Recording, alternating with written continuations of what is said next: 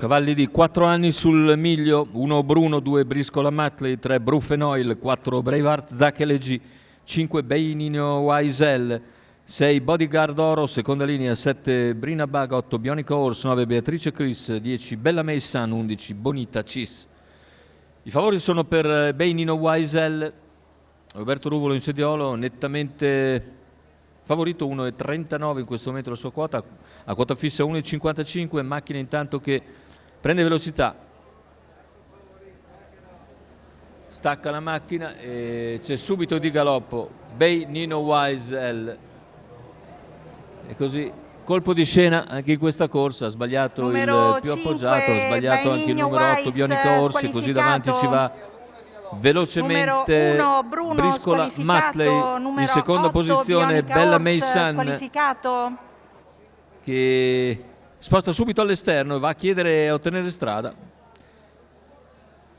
Vincenzo dell'Annunziata va a chiedere strada al figlio Carmine Piscuoglio, e così dopo 400 metri in 29,7 il nuovo leader Bella May Sun nei confronti di Briscola Matley. Terza posizione per Braveheart Zach LG, mentre all'esterno cerca di risalire Bodyguard Oro. Se ne vanno i 600 iniziali in 46,2, guida Bella May Sun nei confronti di Briscola Matley. All'esterno Bodyguard Oro, si trascina Braveheart Zach LG, alla corda in terza posizione invece rimane Beatrice Chris davanti a Brufenoil. 1,1,7 il passaggio al mezzo miglio. Sulla penultima curva, situazione tattica invariata, con tentativo di Bodyguard Oro di avvicinare la battistrada Bella May Sun, che percorre il chilometro in 1,17,9 e si trascina sempre Briscola Matley.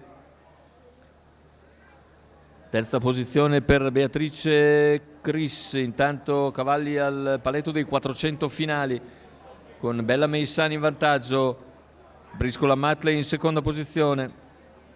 In terza rimane Beatrice Chris, gli altri non riescono a progredire per il momento e cede Bodyguard Oro, retta d'arrivo con in vantaggio Bella May Sun, che ai 100 conclusivi ha un paio di lunghezze di margine su Briscola Matley.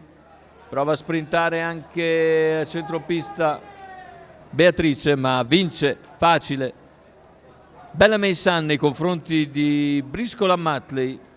Al terzo posto finisce Beatrice Chris, 1,16,6, 29,6 a chiudere.